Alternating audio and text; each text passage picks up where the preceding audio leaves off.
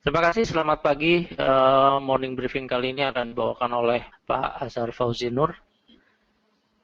Apa kabar Pak Fauzi? Baik, Pak. Selamat pagi.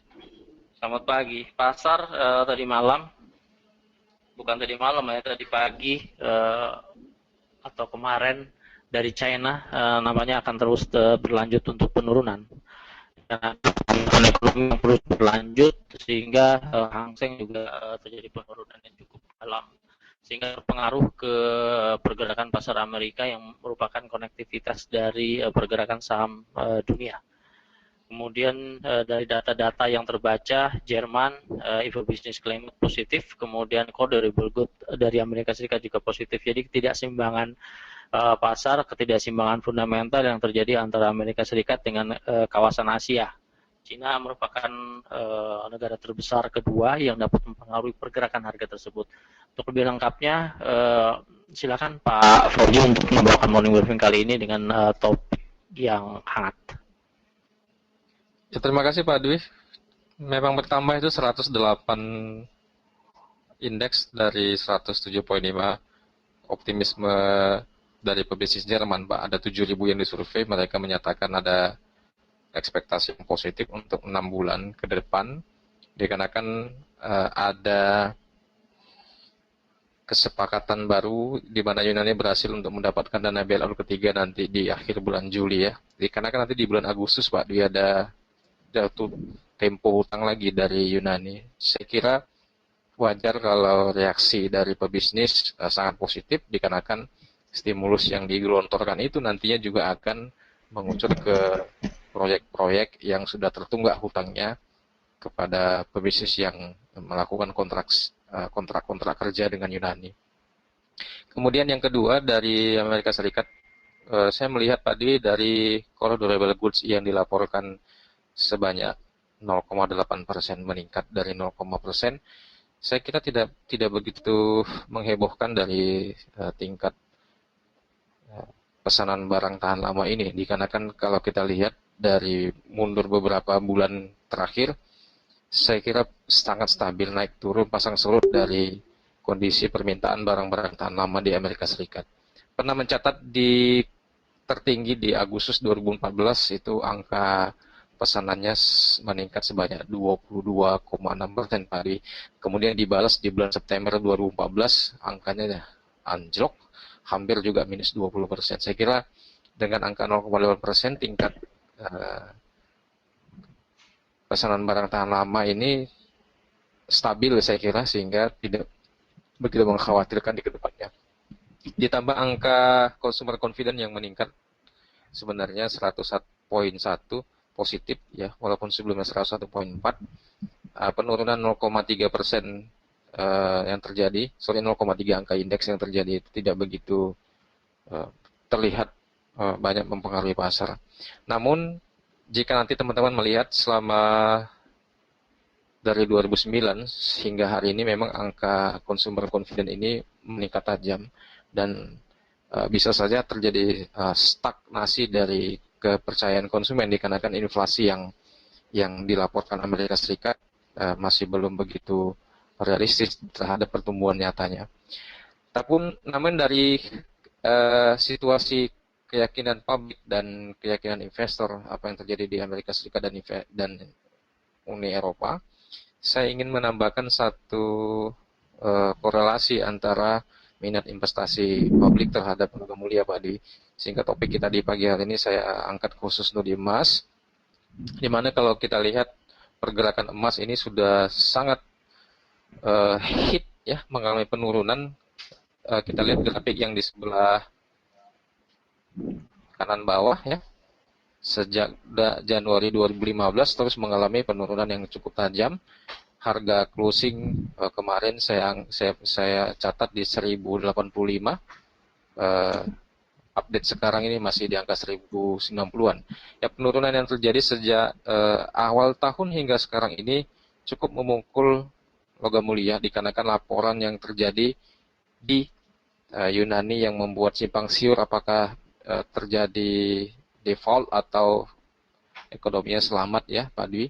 Kemudian laporan dari Cina juga tentang stok emasnya yang cukup tinggi, tidak memberikan ekspektasi Cina menambah emas lagi sehingga ada pukulan negatif untuk di emas. Ya, kemudian walaupun emas ini sudah turun 1.100 dolar per ounce dari perdagangan yang cukup sempit di beberapa waktu terakhir ini, penting untuk kita sadari bahwasanya referensi harga ini kan dalam dolar ya Pak Dewi ya. Referensi harga dunia ini spotnya dalam dolar.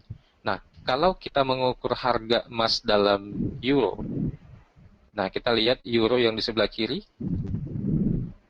ya dari Januari 2015 sampai sekarang memang terjadi penurunan, tapi penurunannya tidak melewati bottom seperti yang dilakukan Amerika Serikat. Nah, masih tertahan di wilayah angka 1.000 di sini untuk di euro. Notasi harga emas dalam satuan harga euro per troy ounce, artinya ada sedikit perbedaan antara minat investor di Amerika Serikat, kemudian dari Eropa, kemudian bahkan Indonesia, bahkan dari Australia. Ya, jadi saya mengambil posisi secara global sebenarnya kemana arah minat investor untuk di emas ini.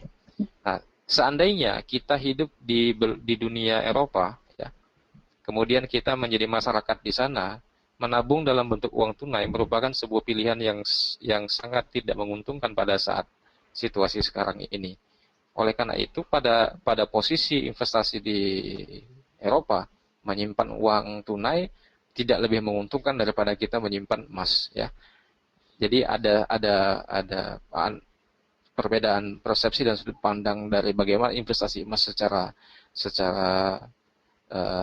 situasi yang berbeda. Nah, harga emas dalam dolar,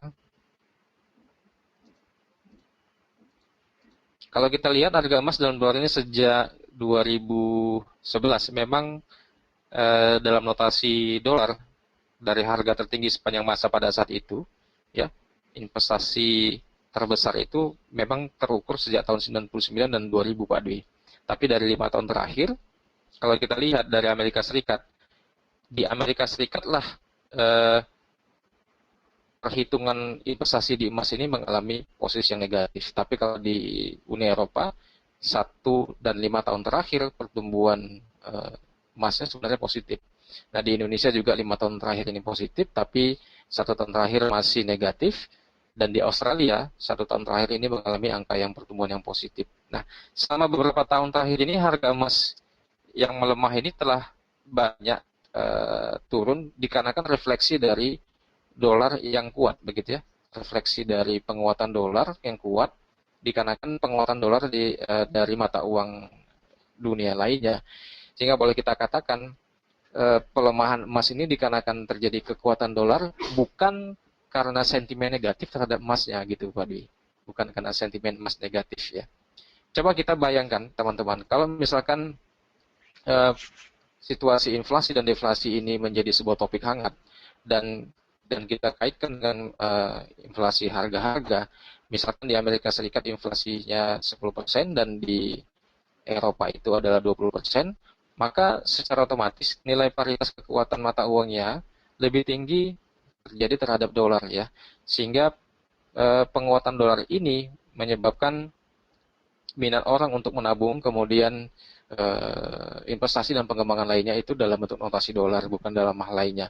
Nah ini ada kaitan antara pertumbuhan inflasi dengan situasi deflasi yang juga akan terus membayangi dari penguatan dolar Amerika Serikat.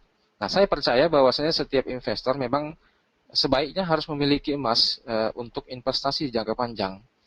Karena apa? Karena itu sebagai sebuah portfolio insurance ya, seperti yang disampaikan Ibu Desi kemarin itu, dikarenakan nanti ke depannya saya khawatir akan terjadi volatilitas mata uang yang bisa saja terjadi antara mata uang global dengan dolar Amerika Serikat yang mendominasi dari penguatan secara keseluruhan. Baik. Berikut ada sebuah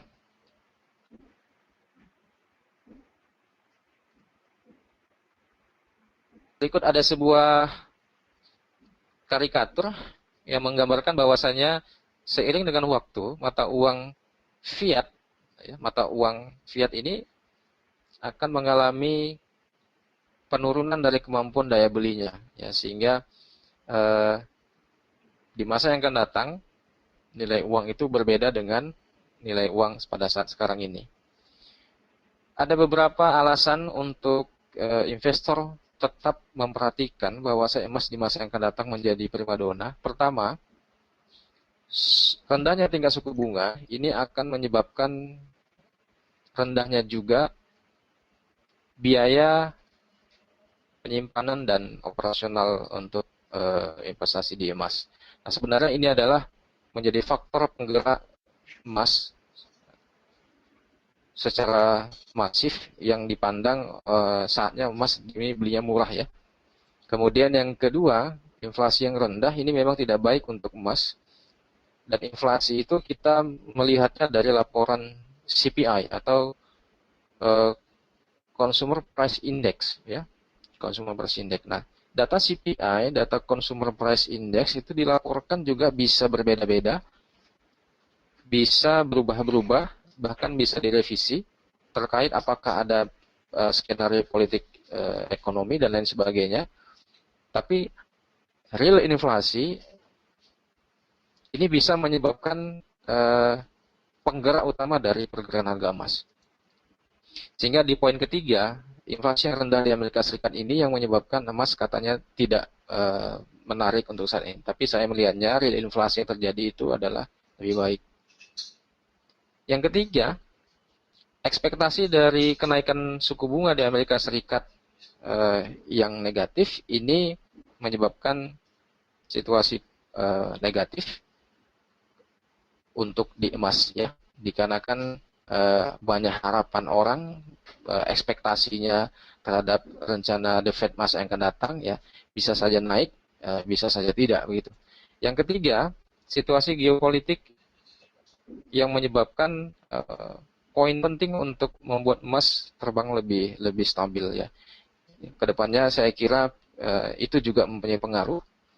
Nomor 5, kekuatan dolar, di mana hasil dari pertumbuhan ekonomi di Eropa dan Jepang ini yang menyebabkan sentimen safe haven kepada dolar. Jadi kalau misalkan Jepang dan Eropanya kembali bagus, untuk emas juga bisa terlihat. Yang Ini keenam, Pak Fauzi, ada pertanyaan langsung ini. Ada pertanyaan, bagaimana dengan emas kalau Fed menaikkan suku bunga? Ini pertanyaan yang sebetulnya menarik nih untuk di emas. ya, poinnya di nomor 3 tadi, Pak Dwi. Kalau suku bunga Iya. di Amerika Serikat naik, tentu akan terjadi yield yang bagus untuk suku bunga dan imbal balik simpanan di bank, ya. Tapi untuk kredit tentu akan terjadi kemacetan dikarenakan pengembalian utang itu dengan bunga akan lebih tinggi, sehingga minat orang untuk meminjam uang kepada bank untuk kredit akan semakin terbatas. Tentunya alasan pemerintah dikarenakan ada pertumbuhan ekonomi yang bagus, maka mereka menggunakan kebijakan moneter dengan meningkatkan suku bunga. Ya, walaupun kata pemerintah kan ekonomi bagus, suku bunga meningkat, ada kebijakan moneter di situ, tapi sebenarnya itu menyebabkan dunia bisnis dan investasi semakin mengurangi langkah dan mengurangi semangat untuk pinjam modal dari bank, dikarenakan tingkat pengembalian juga akan tinggi, Pak Dwi. Hingga akan terjadi stagnasi di situ, putaran modal juga tidak banyak, laba perusahaan juga tertekan, earning dari perusahaan-perusahaan yang memberikan dividen juga akan berkurang. Resiko pertama adalah pasar modal akan anjlok dan suku bunga lainnya akan menyakiti dunia investasi, sehingga minat untuk di emas sedikit buram.